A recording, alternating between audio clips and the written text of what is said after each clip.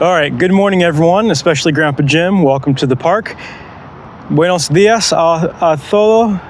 Bienvenidos al parque, especialmente Abuelo Gimnasio. Okay, let's imagine that we're on a boat today. Imaginamos estamos on la barca. Okay, that's as much Spanish as I know. Let's pretend we're on a boat today from about the 14th century all the way up to, well, modern times, but we can say about the mid 1900s. That's when the last professional sailing vessel, transatlantic sailing vessel, fully sail powered was going. There are still ships that are going commercially, but that's another story for another day. Let's pretend we're on one of those boats from way, way long ago. And what we're looking at right here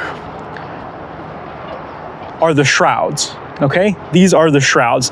Those are the things, they're like the rope ladders that you see sailors climb. Like right in the middle, there's a mast and there's shrouds coming down the side of the boat, and the sailors, they climb up the side like this with little knives in their mouth.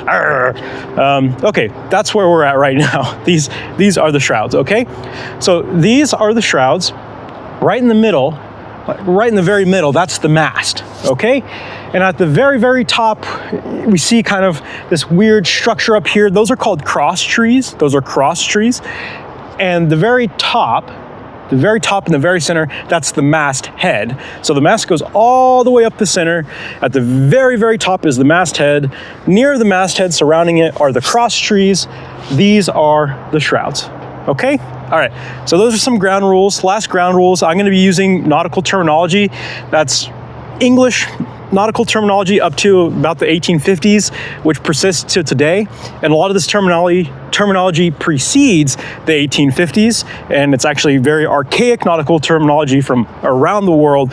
But just understand that when I'm using nautical terms, they are from about that era onward. Just to lay some ground rules for everyone, because when you're working on a tall ship in the modern day, that's the vernacular that we use, is from around then and then preceding then and exceeding then, but I digress. Okay, so these things right here, those are not on a boat. We don't have these outside structures. They don't exist, but this is playground equipment, so they do exist. So like I said, in the middle of the mast, at the top of the masthead, the thing surrounding them is the cross trees, and these are the shrouds.